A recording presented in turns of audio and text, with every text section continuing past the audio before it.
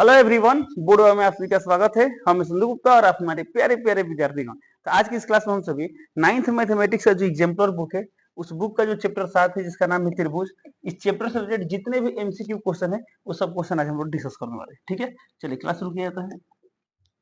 Okay, जैसा कि आप यहाँ देख पा रहे हैं पूरा क्वेश्चन दिखाई दे रहा है। तो यदि आप ये सब क्वेश्चन ट्राई किए हैं तो अच्छी बात है, नहीं ट्राई किए हैं तो जो क्वेश्चन नंबर 1 से 11 तक क्वेश्चन है सब क्वेश्चन ट्राई कर लीजिए, बन जाता है। अब कितना बनता है कितना नहीं बनता है सब वीडियो देखने में करें, आप मिला ले कितना सही कितना गलत है, और यदि कोई क्वेश्चन डाउट है करें उस डाउट क्लियर कर। चलिए तो देखते हैं क्वेश्चन नंबर 1 से शुरू करते हैं। क्वेश्चन नंबर 1 यहाँ दिया है, निम्नलिखित में से कौन त्रिभुजों की सार्वभौम समता की एक कसौटी नहीं है। अब देखिए त्रिभुज की सार्वभौम समता की कसौटी 5 कसौटी पढ़े थे ना, कौन कौन? साइड साइड साइड सार्वभौम समता, side angle side, angle side angle, angle angle side, और एक पढ़े थे आरएचएस सार्वभौम समता। अब ये चारों सार्वभौम समता कसौटी होता है, तो बोला कि इसमें कौन नहीं है, तो साइड एंगल साइड ये तो होता है, विद एंगल साइड एंगल ये भी होता है, सीधे साइड साइड एंगल तो ये तो नहीं होता है। यानी ऑप्शन नंबर सी क्या है, मतलब सी नहीं होता है। तो क्वेश्चन बोला कौन नहीं होता है, ऑप्शन नंबर क्या है सी, तो सी कर। ओके, यह भी होता है, तो ऑप्शन नंबर क्या होगा सी, सी कर। अगला क्वेश्चन, यदि ए बी बराबर क्यू आर, बी सी बराबर पी आर, सी ए बराबर पी क्यू हो तो सर्वांग सम माने कौन कौन त्रिभुज सर्वांग सम।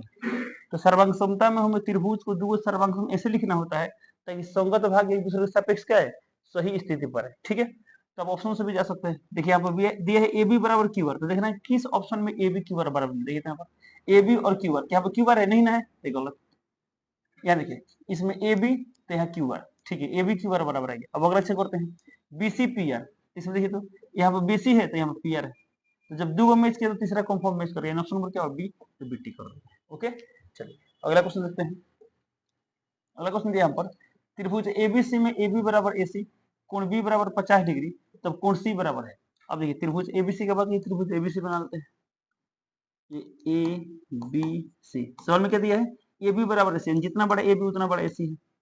कोण बी बराबर 50 से, कोण बी का मान दिया है 50 डिग्री, तो बोला कोण सी बराबर क्या होगा, कोण सी यानी इसकी बात कर रहा है। ठीक है, तो हम पढ़ते लोग किसी त्रिभुज में बराबर भुजा के सामने वाले कोण क्या होते हैं, बराबर होते हैं।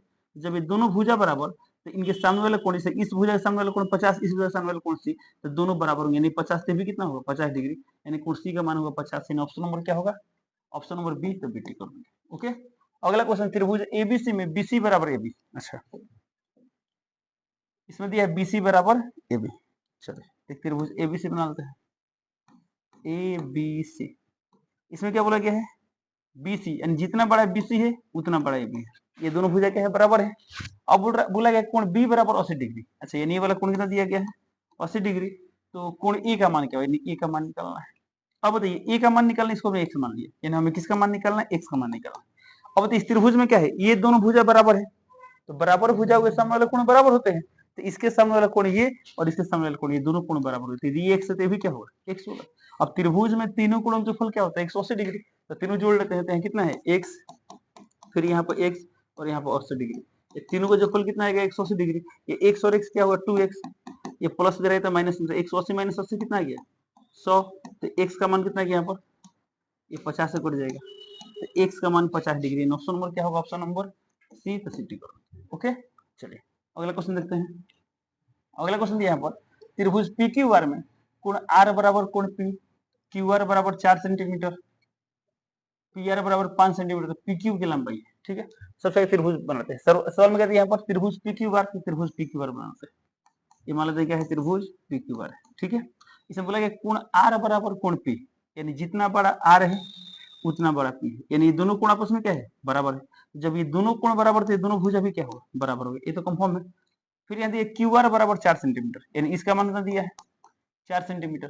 पी आर बराबर 5 सेंटीमीटर, पी आर का मान कितना दिया है 5 सेंटीमीटर, तो पी क्यू की लंबाई क्या होगी, तो बताइए पी क्यू की लंबाई क्या होगा, जितना बड़ा ये है उतना बड़ा ये है, तो जब ये 4 तो भी कितना होगा 4, तो पी क्यू का मान आएगा 4 सेंटीमीटर। ऑप्शन नंबर क्या होगा ए, 80 कर दिया। ओके, अगला सवाल देखते हैं, डी एक त्रिभुज एबीसी की भुजा बीसी पर एक बिंदु इस प्रकार स्थित है। नहीं, अब इस लाइन को पढ़े क्या मिला, एक त्रिभुज एबीसी का बात किया तो त्रिभुज एबीसी बना लेते हैं, एक त्रिभुज बना लेते हैं एबीसी। ठीक है, ये था क्वेश्चन नंबर 5 का सॉल्यूशन, ये 6 नंबर यहाँ पर। ठीक है, अब बोला डी एक त्रिभुज एबीसी की भुजा बीसी पर एक बिंदु इस प्रकार, यानी बीसी पर इस प्रकार है एडी, यानी जब ए को डी से मिलाएंगे तो कोण बीएसी, यानी बीएसी नहीं, ये वाला पूरा कोण है, ये पूरा कोण समद्विभाजित करता है। ओके, चलिए इस पर कहीं पॉइंट डी है, मान लिया होगा डी है। तो जब ए को डी से यानी एडी जो है एडी इस कोण को समद्विभाजित करते हैं, जितना बड़ा ये कोण होता है उतना बड़ा ये कोण होता है, तभी ना समद्विभाजित होगा। जब ये कोण समद्विभाजित होता है दोनों का आपस में क्या हो जाएंगे, बराबर हो जाएंगे। चलिए तो जब ये बराबर मान लीजिए इसको x मान लेते हैं तो ये क्या हो जाएगा x हो जाएगा। ठीक है, तो इतना ही चीज दिया गया है। तो क्या पूछा गया इसमें, तो अच्छा यहाँ बोला गया बी डी बराबर सी डी। बी डी कहाँ पर है, अच्छा यहाँ पर है। सी डी कहाँ पर है, सी डी अच्छा यहाँ पर है। इन दोनों में संबंध पूछा गया है। फिर अगला ऑप्शन में B A B D, B A कहाँ पर है, ऐसे यहाँ पर है। बी डी कहाँ पर है, यहाँ पर। फिर अगला बी डी बी ए नहीं, चलिए इसमें बताना भुजाओं में मतलब रिलेशन क्या हो। ठीक है, अब थोड़ा सा एक नोटिस करिए, यदि मान लीजिए इन दोनों में रिलेशन लाना है तो चेक करेंगे दोनों सर्वांगसम हो या नहीं। अब मान लीजिए हमको इन दोनों में रिलेशन लाना है तो या तो ये पढ़े थे त्रिभुजों में समीकाएं, तो क्या पढ़े थे लोग, बड़ा कोण के सामने वाला भुजा बड़ा होता है, छोटा कोण के सामने वाला भुजा छोटा होता है, या उसका उल्टा भी पढ़े थे लोग, बड़ा भुजा के सामने वाला कोण क्या होता है, बड़ा होता है। ठीक है, तो चलिए देखते हैं इसमें। अब ऑप्शन में देखिए यहाँ क्या दिया है, एक बड़ा एक छोटा, एक बड़ा एक छोटा, एक बड़ा एक छोटा, और यहाँ पर दिया है बराबर। ठीक है, अब देखिए बड़ा छोटा कब होगा, तो इस बड़ा है या छोटा है पता करने के लिए क्या करना, कोण कैसे करना होगा, कोण से करना होगा। अब मान लीजिए हम यहाँ शुरू करते हैं बीडी और ए बी में चेक करते हैं कौन बड़ा है कौन छोटा है। ठीक है, तब इन दोनों में चेक करना है तो इसके सामने वाला कोण कौन सा है, ये वाला कोण है। इसके सामने वाला कोण कौन सा है, ये वाला कोण है। इन दोनों कोण में यदि पता है कौन बड़ा कौन छोटा, तब हम भुजा बता पाएंगे कौन बड़ा कौन छोटा। तो अब थोड़ा सोचिए, ये जो कोण है इस कोण के लिए क्या है, ऐसा इस त्रिभुज के लिए क्या है, बहिष्ठ कोण है। और हम जानते हैं बहिष्ठ कोण का मान अंतः कोणों के जोगफल के बराबर होता है, अभिमुख अंतः कोण जोगफल बराबर होता है। यानी ये जो कोण होगा ना इसका और इसका जोगफल होगा। तो जब इन दोनों कोण का जोगफल ये होगा, इसका मतलब क्या हुआ, ये जो कोण होगा इससे बड़ा होगा। सिंपल सी बात। मान इसको हमने y मान लिया, क्या मान लिया y, तो बताइए जो y है क्या x से बड़ा होगा, सोचिए तो क्या y का मान x से बड़ा होगा, तो होगा। क्यों होगा, क्योंकि y क्या है, x के लिए बहिष्ठ कोण है, और बहिष्ठ कोण का मान अंतः कोण से क्या होता है, बड़ा होता है। अभी आ गया y का मान x से बड़ा। अब y का मान x से बड़ा, ये y के सामने इस त्रिभुज में भुजा कौन सा है, ए बी है, तो y के सामने आ गया ए बी, बड़ा है तो बड़ा।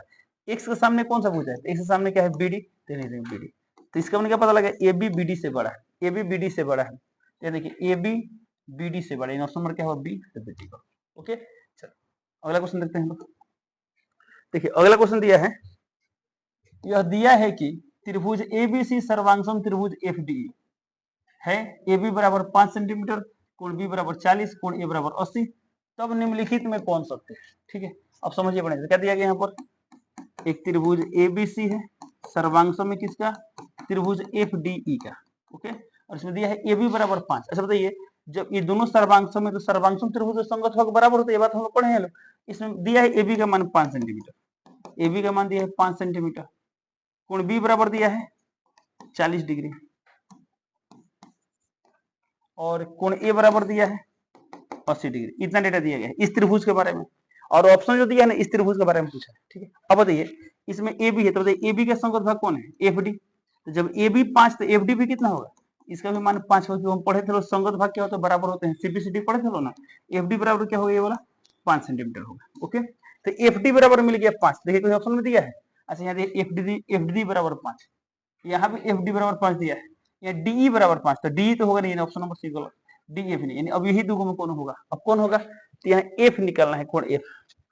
अब देखिए एफ, कोण एफ ए के बराबर है, कैसे कोण ए दिया है 80, जैसा ए 80, यानी कोण एफ का मान होगा 80 डिग्री। तो कोण एफ 80 थे, क्या एफ 80 नहीं रहते भी गया, तो जब 3 ऑप्शन गया तो जो बचा यही आंसर हो गया। ठीक है, बट चलिए चेक करते हैं सही है गलत। कोण ई दिया है 60 डिग्री, हम निकालना है कोण ई। अब इसमें कोण ई कहाँ पर है, तो कोण ई यहाँ पर है, तो इसका संगत कोण कौन है, सी, यानी कोण सी के बराबर कोण ई होगा। इसमें सी दिया है, नहीं दिया है ना, तब कोण सी निकाल सकते हैं कैसे, जब हई दो कोण दिया है तो तीसरा निकाल सकते हैं कैसे, 180 में से दोनों घटा देंगे, तो 180 में 100 से कितना गया, 100 100 में 40 कितना गया, 60, यानी 60, कोण सी 60 होगा। तो इसका मतलब क्या होगा, कोण सी का संगत भाग क्या है, कोण ई भी 60 होगा। देखिए यहाँ पर 60 दिया है तो हो गया। इन ऑप्शन नंबर क्या होगा, बी, बी चेक करो। ओके, अगला क्वेश्चन, एक त्रिभुज की दो भुजाओं की लंबाई है 5 सेंटीमीटर और 1.5 सेंटीमीटर है। इस त्रिभुज की तीसरी भुजा की लंबाई निम्नलिखित नहीं हो सकती है। अब बताइए जब त्रिभुज की दो भुजा दिया रहता है तो तीसरी भुजाई की जो लंबाई होती है वो कहां से कहां तक होता है, ये पढ़े थे हम लोग, याद है। चलिए से क्या पढ़े चलो, तो किसी त्रिभुज में दो भुजाओं का जोगफल हमेशा तीसरी भुजा से क्या होती है, बड़ी होती है। तीसरी भुजा से क्या होती है, बड़ी होती है। इन दोनों का जो जोगफल होगा तीसरा से बड़ा होता है। इसका जोगफल कितना होगा, बताइए, 5 1 6 6.5। तीसरा भुजा मान लेते हैं x, तो x से क्या होगा, बड़ा होगा, x से क्या होगा, बड़ा। अब बताइए ये भी पढ़े थे, दो भुजाओं का अंतर तीसरा से छोटा होता है। तीसरा क्या होता है? छोटा होता है। तो दो भुजाओं का अंतर तीसरा से छोटा, इनसे छोटा होगा। इसका अंतर कितना है? इसका अंतर तो 5 में से ये 3.5 कितना होगा? 5 में से 1.5 कितना है? 3.5 आ गया। यानी जो तीसरा भुजा होगा ना, उसका मान 3.5 से बड़ा और 6.5 से कम होगा। 3.5 से बड़ा, 6.5 से कम होगा। तो 3.6 रेट इस रेंज में आ रहा है, ये नहीं हो सकता है। बट हमें खोजना है कौन नहीं हो सकता है। 4.1, इसमें 4.1 भी रेंज में आ रहा है, ये भी हो सकता है। 3.8 भी आ रहा है, 3.5 से बड़ा ही ना है, इससे छोटा है। 3.4 के इसमें रेंज में आ रही है, तो नहीं आ रहा है ना, यानी 3.4 हो ही नहीं सकता है। जिस त्रिभुज की दो भुजा इतना और इतना होता, तीसरा भुजा इतना कभी नहीं हो सकता है। यानी ऑप्शन नंबर डी होगा। तो डी करो। ओके, चलिए अगला क्वेश्चन देखते हैं लोग। अगला क्वेश्चन दिया पर त्रिभुज पी क्यू आर में कोण आर बड़ा है कोण क्यू से। ध्यान देंगे, त्रिभुज पी क्यू आर, तो मैं यहाँ पे त्रिभुज पी क्यू आर बनाते हैं, पी क्यू आर, ठीक है। बोले कोण आर ये नहीं बोला, कोण क्यू ये नहीं बोला। इसमें क्या बोला गया है? कोण आर बड़ा है कोण क्यू से। तो हम लोग क्या पढ़ते हैं? बड़ा कोण के सामने वाला भुजा बड़ा होता है। तो कोण आर है, तो कोण आर के सामने भुजा कौन है? P Q. तो पी क्यू। कोण क्यू के सामने वाला कौन है? P R. तो पी आर। इसका मतलब क्या हो? पी क्यू बड़ा हुआ पी आर से। पी क्यू बड़ा P R, P Q P R से बड़ा। इन ऑप्शन नंबर क्या होगा? बी। तो बी टी। ओके, अगला क्वेश्चन देखते हैं। त्रिभुज ए बी सी और त्रिभुज पी क्यू आर में ए बी बराबर ए सी, कोण सी बराबर कोण पी, कोण बी बराबर कोण क्यू है। ये दोनों त्रिभुज है। चलिए, एक त्रिभुज एबीसी का बात किया, तो एक त्रिभुज एबीसी बना देते हैं, ए बी सी, समझिए बढ़िया से। फिर एक दिया त्रिभुज पी क्यू आर, तो यहाँ पर मान लीजिए त्रिभुज पी क्यू आर बना देते हैं, पी क्यू आर। क्या दिया गया इसमें? ए बी बराबर ए सी, यानी जितना बड़ा ए बी है, अच्छा जितना बड़ा ए बी उतना बड़ा ए सी। ओके, कोण सी बराबर कोण पी, अच्छा इसमें क्या कोण सी, इसमें कोण पी बराबर, यानी यदि एक्स तो भी क्या होगा? एक्स होगा। फिर दिया इसमें कोण बी बराबर कोण क्यू, जितना बड़ा बी उतना बड़ा कोण क्यू, यानी इसको एक मिनट, ये दोनों बराबर है, ठीक है। इसको वाई मान लेते हैं, क्या होगा? वाई होगा, ठीक है। तो ए बी ए सी, अच्छा बताइए इसमें समझते हैं। तब इसमें ए बी और ए सी क्या है? बराबर है। जब ए बी और ए सी बराबर, तो सामने वाला कोण भी क्या होगा? बराबर। तो क्या नहीं, जितना बड़ा एक्स उतना बड़ा वाई, यानी इसको भी हम एक्स लिख सकते हैं, एक्स। तो जब ये वाला एक्स हुआ, तो वाई का मान एक्स, तो भी क्या होगा? एक्स। तो भी क्या आ गया? एक्स आ गया, ठीक है। ओके, चलिए अब देखिए इसमें क्या बोला गया है। त्रिभुज एबीसी और त्रिभुज पी क्यू आर में ए बी बराबर ए सी है। अच्छा, इसमें ए बी ए सी एक ही त्रिभुज का हिस्सा है ना। ओके, कोण सी बराबर कोण पी, कोण सी बराबर कोण पी, कोण बी बराबर कोण क्यू। अच्छा, इसमें कोनो भुजा का बात नहीं किया गया, ठीक है। ओके, तो इसमें बोला दोनों त्रिभुज, ये तो कंफर्म हो चुका है। जैसे बताइए, जब ये दोनों कोण बराबर, तो ये भी दोनों भुजा आपस में क्या होंगे? बराबर होंगे। बट इन दोनों में कौन बड़ा कौन छोटा, आप ये क्लियर नहीं कर सकते, ठीक है। ये दोनों कोण बराबर, तो ये दोनों आपस में बराबर होंगे। हो सकता है कि ये 6 और 6 हो, ये 5 और 5, ऐसा भी पॉसिबिलिटी बन सकता है, ठीक है। चलिए, तो ये तो कंफर्म है, दोनों के दोनों क्या है? समद्विबाहु त्रिभुज है।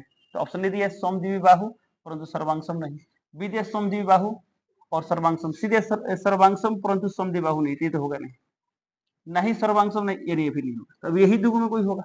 अब बताइए कि ये दोनों त्रिभुज सर्वांगसम होंगे? तो बताइए, अब इसमें कोई भुजा वाला तो बात दिया नहीं। हो सकता है, सोचिए यदि इस त्रिभुज को हम यदि हम थोड़ा सा जूम करें, इतना इसको बढ़ाएं, तो क्या होगा? कोण चेंज नहीं होगा, बट भुजा चेंज होगा।